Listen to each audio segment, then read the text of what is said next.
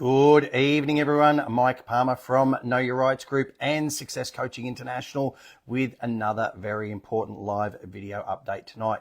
So, wow, what a huge week it has been since I last spoke to everybody last Thursday night.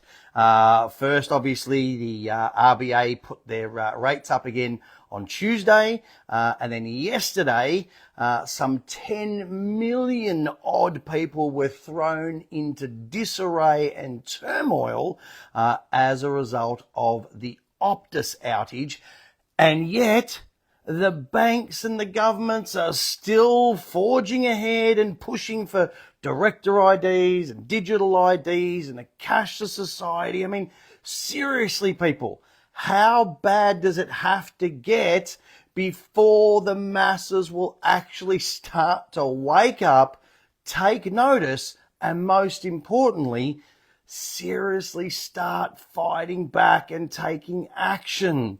This is what we need. Hopefully, this has woken up a bunch more people. So let's begin first and foremost, obviously, with Tuesday's interest rate rise. I've obviously been warning people about this on these videos for quite some time now, that whatever the government and the media, are telling you about, potential future rate rises is going to be well short of the mark. And although there was a bit of a reprieve for 4 months, the RBA obviously did decide to raise interest rates again on Tuesday. And as this first article that I'm about to go through details, not only is this cause for serious concern, but there's almost certainly still going to be more rate rises to come. So this is an article that I urge everyone to go and look up, because, of course, whether you have a mortgage or whether you're renting or whatever, these rate rises affect everybody. So it's entitled Burnout Economy, Real Consequences of RBA Rate Hike on Ordinary Australians. With the RBA stinging mortgage holders again, there are widespread spread consequences for the economy. And then there's a subheading analysis. Australia is in per capita recession. Right here, right now. No longer talking about it. It's happening right now. This means that the average individual share of economic output is shrinking. It's not a headline recession only because of rampant population growth lifting aggregate output enough to prevent it. But this comes with costs to the environment, public service provision, and most pressingly, access to housing. And we know a lot of people are out there struggling to find housing, especially in the rental market. So the next subheading is inflation. The Albanese government has deliberately used tear-away mass immigration to suppress wages and lift house prices.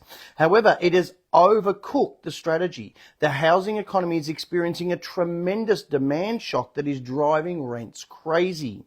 House prices are following and have already begun to lift consumption via the wealth effect. This was happening before the Reserve Bank of Australia finished squashing inflation.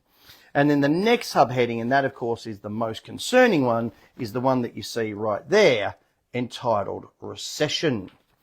And this is what it says. Hence, the government is directly to blame for a resumption in interest rate rises. The bond market reaction speaks volumes. Near-term yields are higher than yields over 5 years.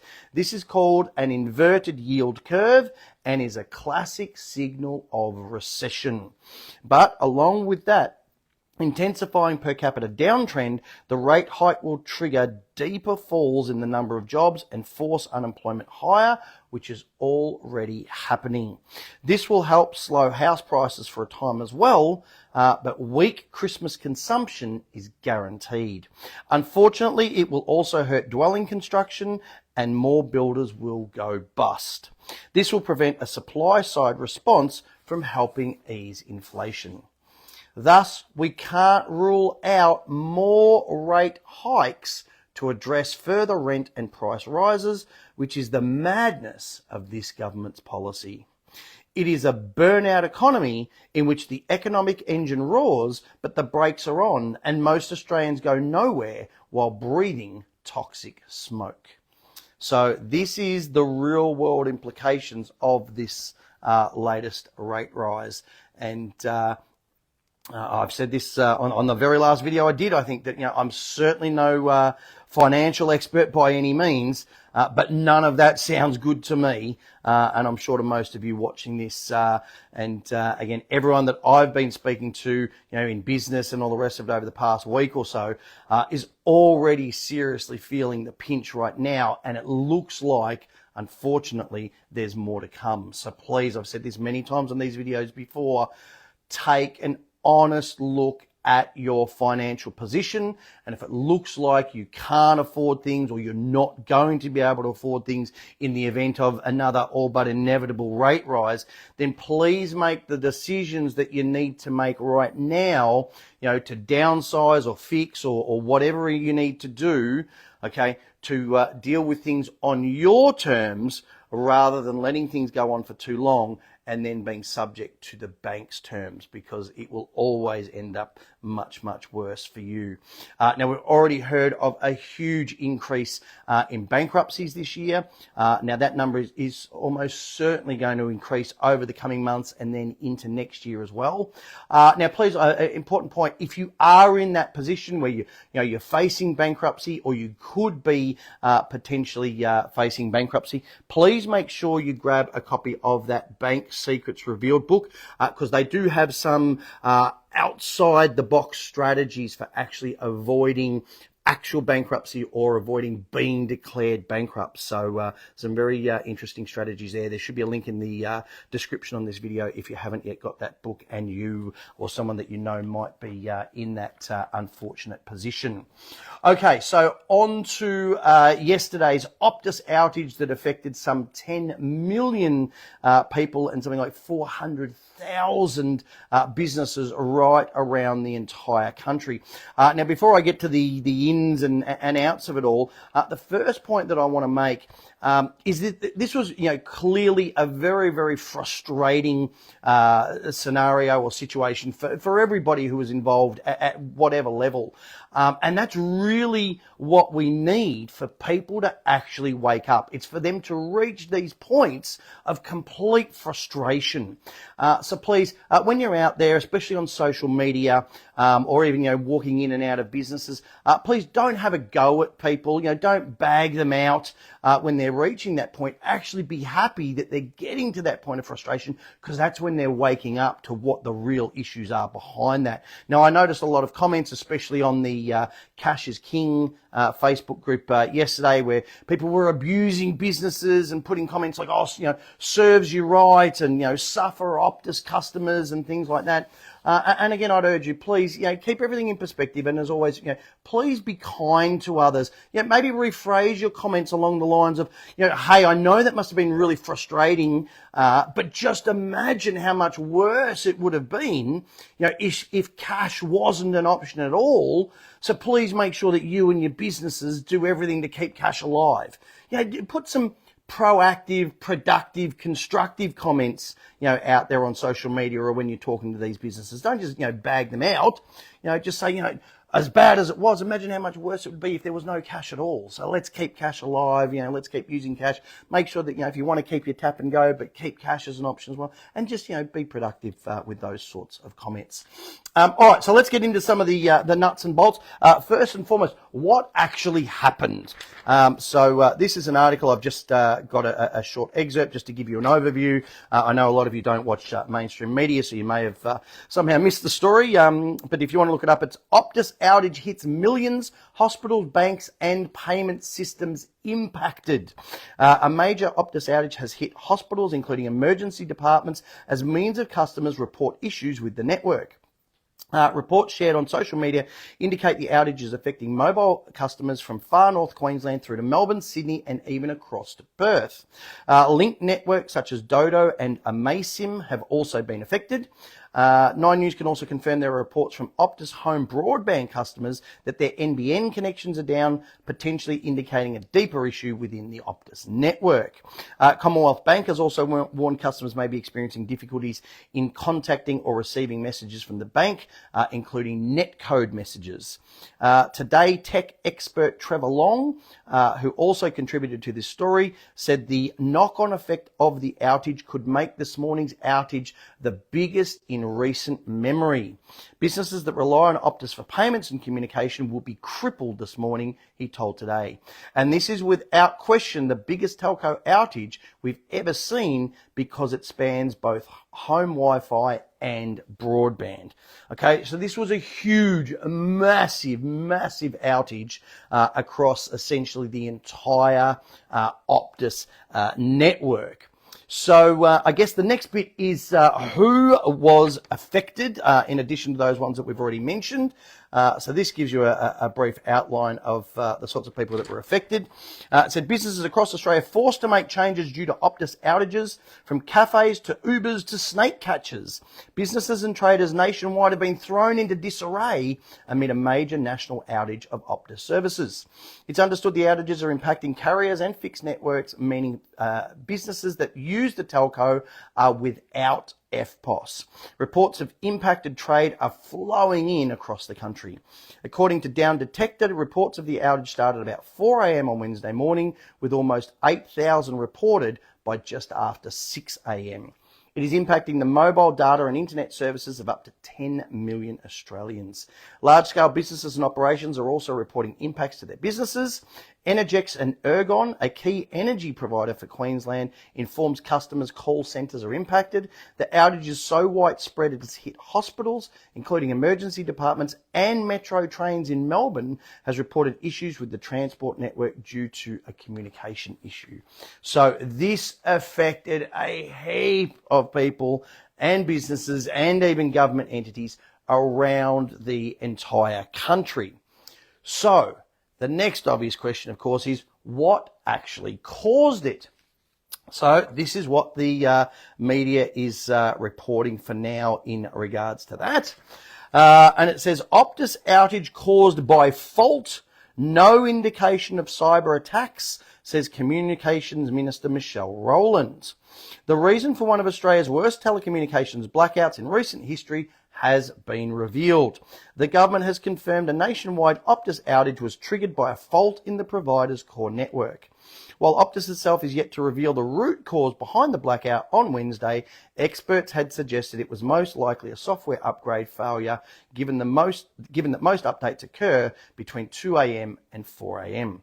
Optus has confirmed that some of its internet and mobile services have come back online over 9 hours after its network plunged into a blackout.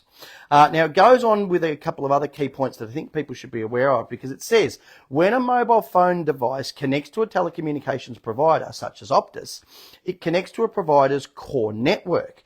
Core networks are considered the brain of a service and often consist of specialised hardware that resides in a fixed location, such as a data centre. Ms. Rowland said the impact of the outage on a major agencies such as Medicare was being monitored, and stressed the government would be doing everything in its power to assist Optus. Now, this is very important because, of course, the government is telling us with things like, digital ID and director ID, oh, your data's perfectly safe.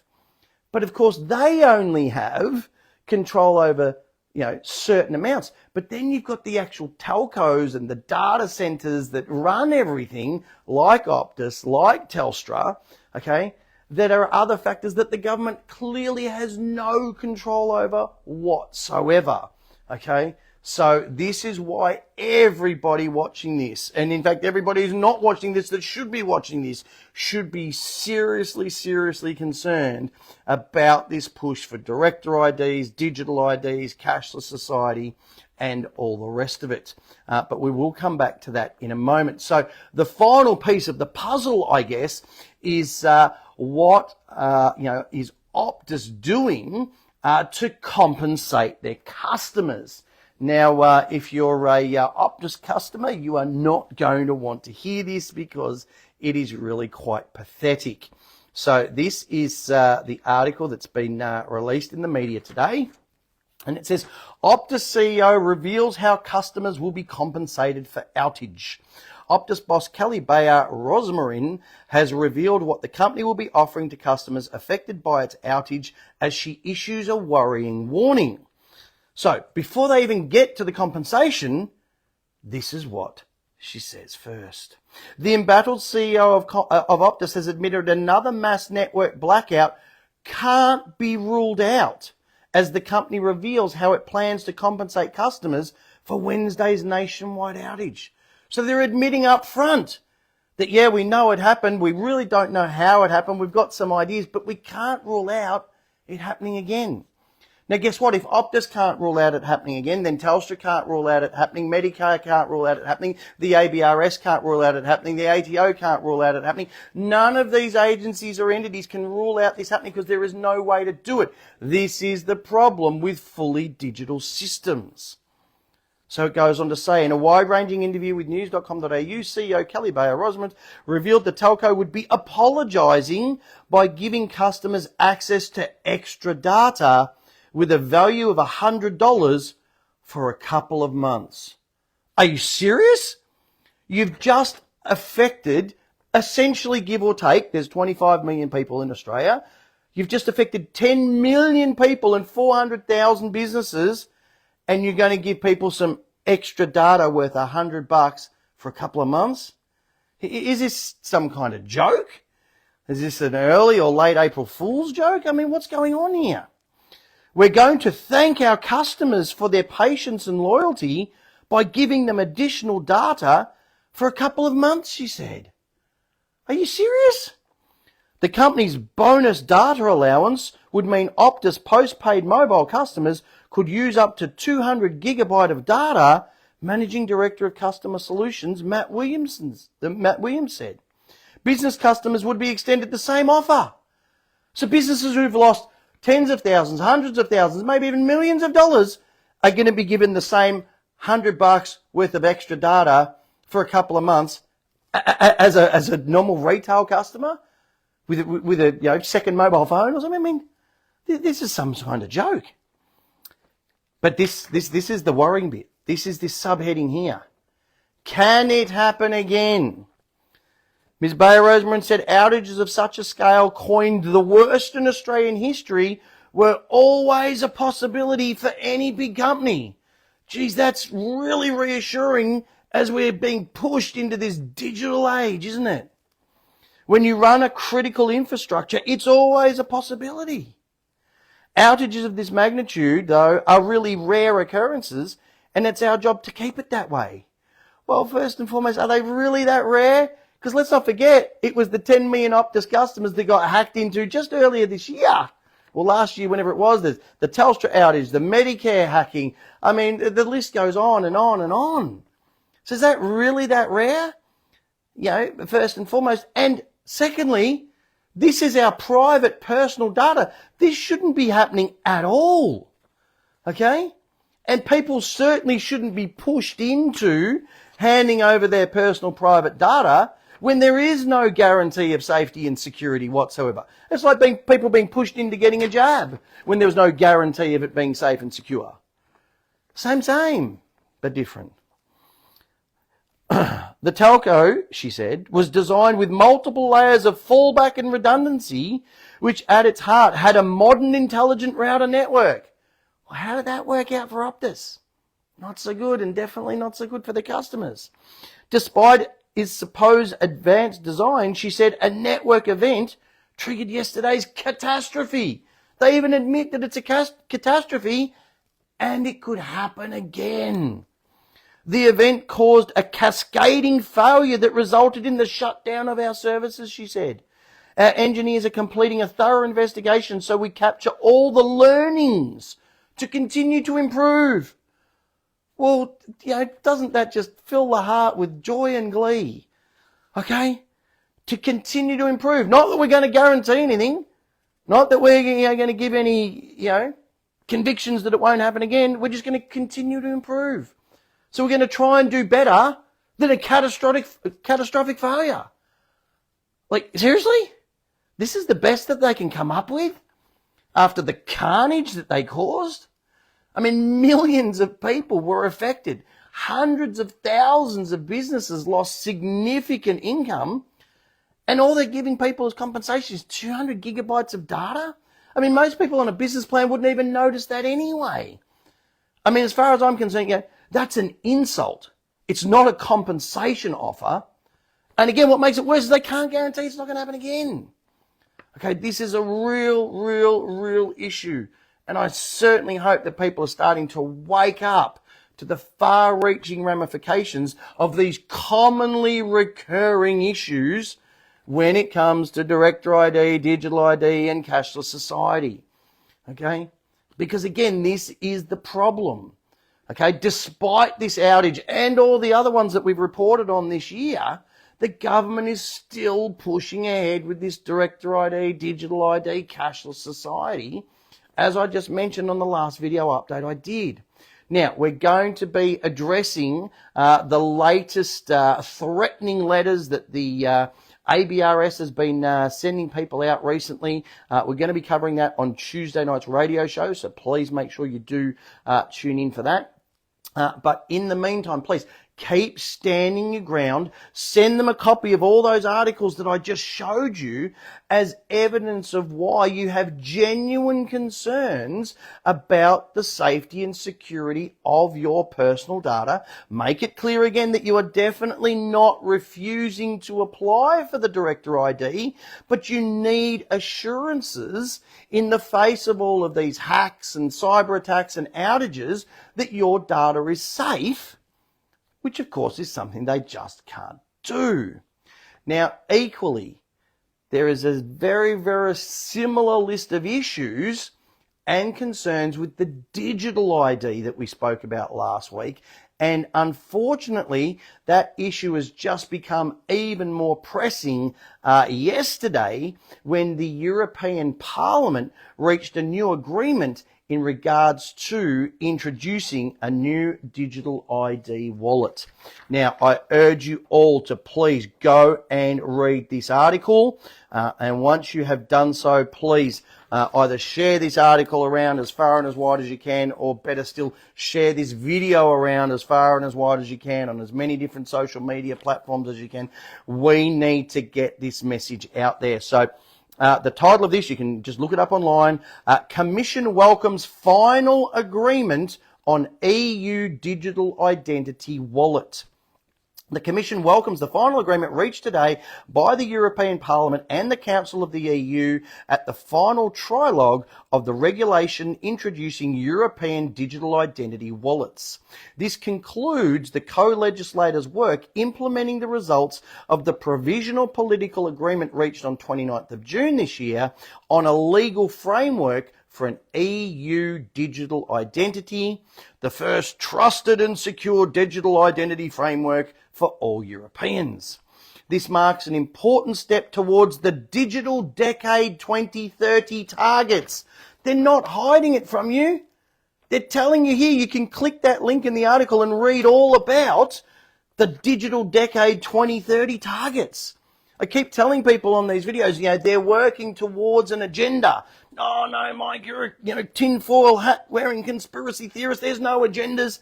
Yeah, there are, and they're not even hiding them from you. Look up Agenda 2030. Look up Digital Decade 2030 and read up on it so you understand this stuff. So they're talking about these targets on the digitalization of public services.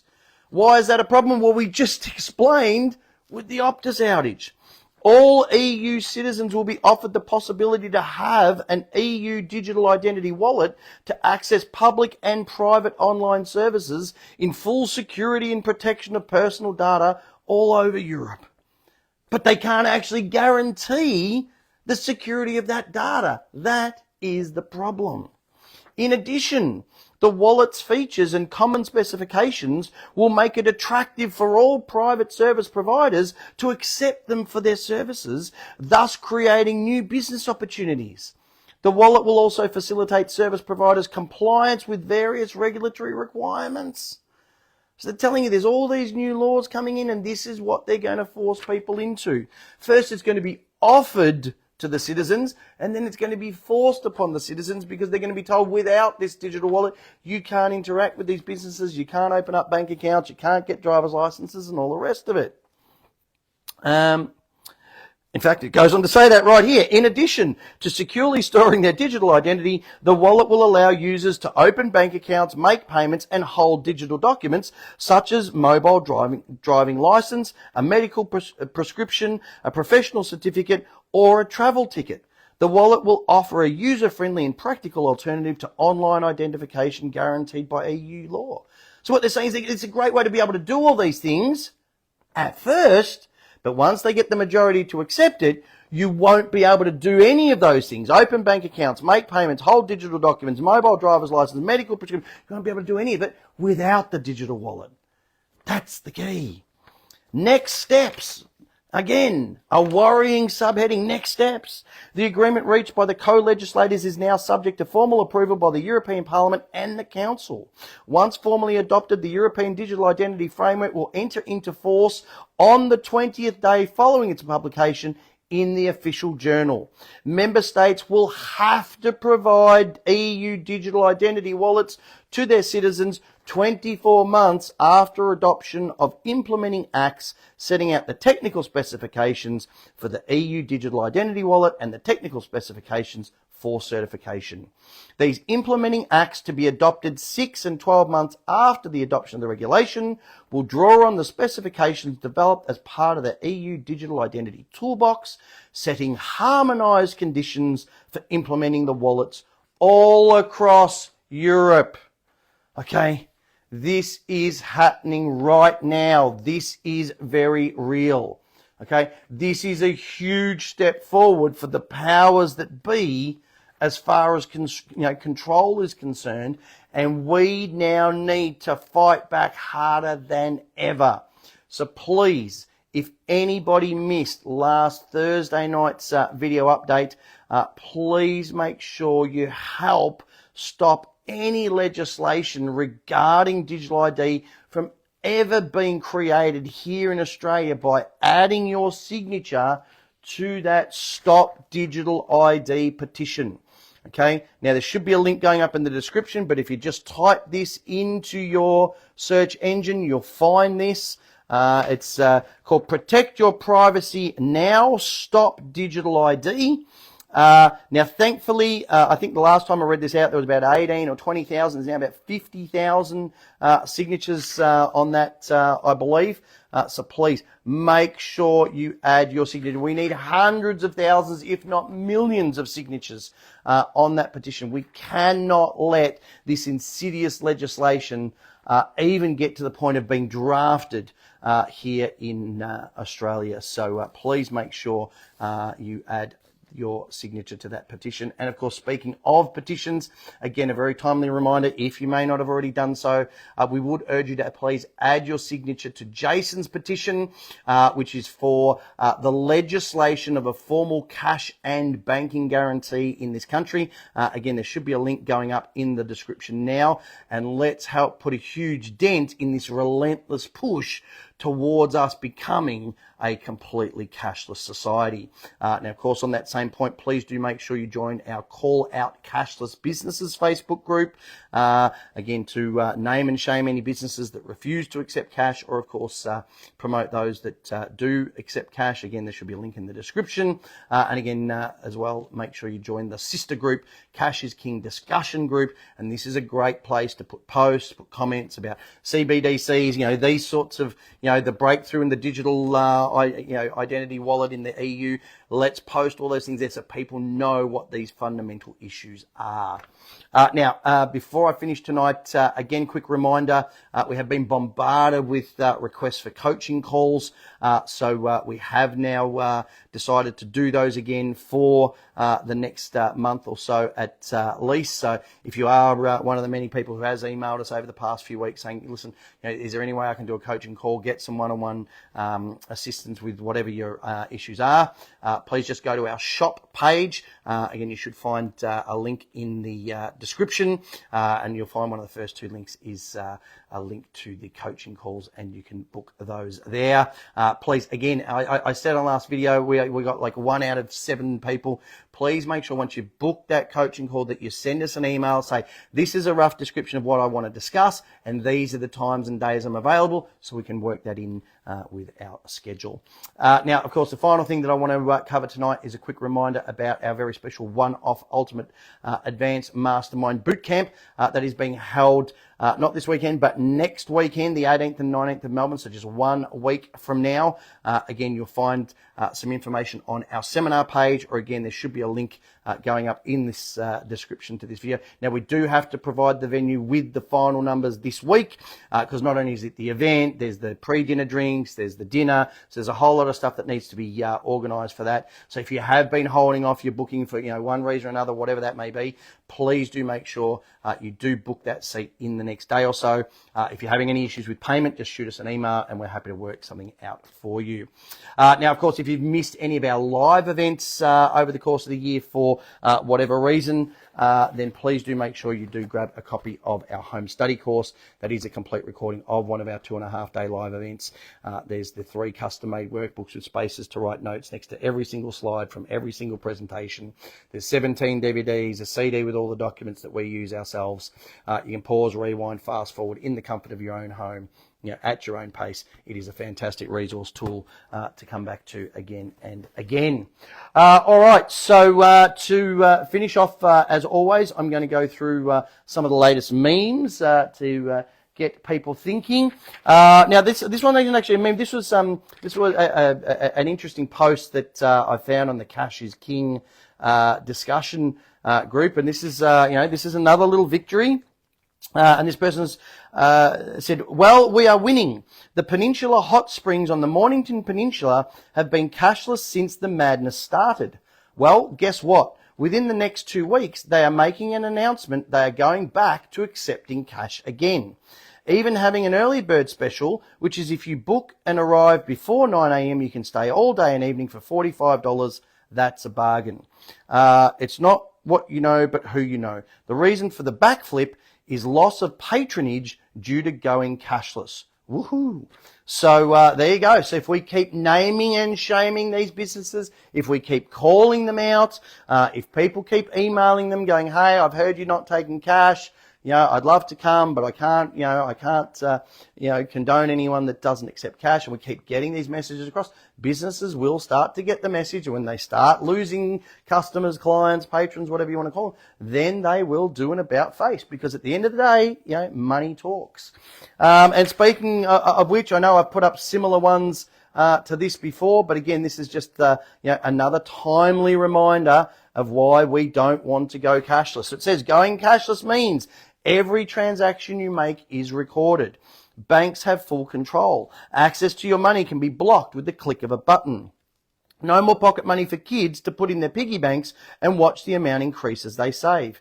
Your kids can't go and help the local farmer or mow the neighbour's lawn for a bit of cash. No more money in birthday cards, etc., etc., etc. Okay, we need to keep pushing cash and using cash at every single opportunity. Yes, and one that I want to just leave people with, because, there's been so much madness with this, woke agenda, that this is what we need to get back to, and we've spoken about each of these in various forms over the course of the year. So, as it says, make men masculine again, make women feminine again, and make children innocent again. Okay? Really, really, really important points.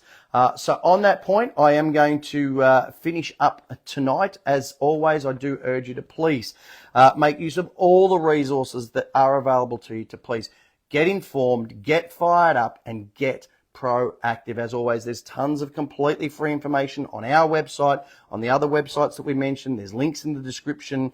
These videos, as always, are completely free to watch. You'll find them on the BitChute channel. We are uploading some here and there back to our YouTube channel, and they're also always on the videos tab on our Facebook page. There's Oh, pardon me. There's our radio shows every Tuesday night. Again, please make sure you listen in next Tuesday. We will be again talking about director ID plus a number of other topics. Those are 2 hours long. They're completely uncensored. We can go into a lot more detail. Again, it's completely free to listen to between 8 and 10 p.m. Just click on the radio show tab. Again, there should be a link going up. Just click on the big black listen live button. If you are having trouble using the little Rad FM player, just try a different browser. Firefox, we find works best for most people. If you have missed any of our radio shows, you want to listen to the podcast, remember you can join up as a podcast member for less than $5 a week. So it's a no-brainer for everybody. And of course, if you want to go above and beyond that, we do of course recommend our Know Your Rights book, The Essential Step-by-Step Manual for Understanding and Exercising Your Rights. Covers a whole range of really, really important topics. And as we say on our website, you know what you know what you don't know, but it's what you don't know that you don't know that's actually causing you the biggest issues. And this is what that book reveals. Of course, that Aussie speeding fines book, which I've mentioned many, many times, for challenging any type of unjust and unlawful fines, traffic fines, mobile phone fines, COVID fines, unregistered dog fines, whatever it is, you can use that process. These guys have been around for 16 years, so you know their information works. We read out testimonials on most of our videos from members who've used that successfully. And of course, as I mentioned before, that Bank Secrets Revealed book with some interesting strategies on avoiding bankruptcy. You've of course got the 4-step process for challenging any unsecured loans, your personal loans, credit cards. There's all the information on the fractional reserve banking system. All of that's covered in that. So you can get these books individually. There's links in the description. You can get them all, of course, as part of a combo pack. You do get our Know Your Rights tote bag included completely free of charge as a little bonus with that. Don't forget, of course, the Know Your Rights caps and beanies. It is starting to warm up a little bit now, so please grab your beanie. Great way to meet like-minded people. As I've said many times before, they notice the logo, they come and have a chat. Great way to do that. And of course, that home study course, as I said, is a fantastic resource that you'll come back to again and again and again over the years. So I'm going to leave things there. I will be back, hopefully, fingers crossed, on a Sunday night with another live video update, and of course back on Tuesday for our next radio show. Until then, I hope you all have a fantastic weekend. Take care.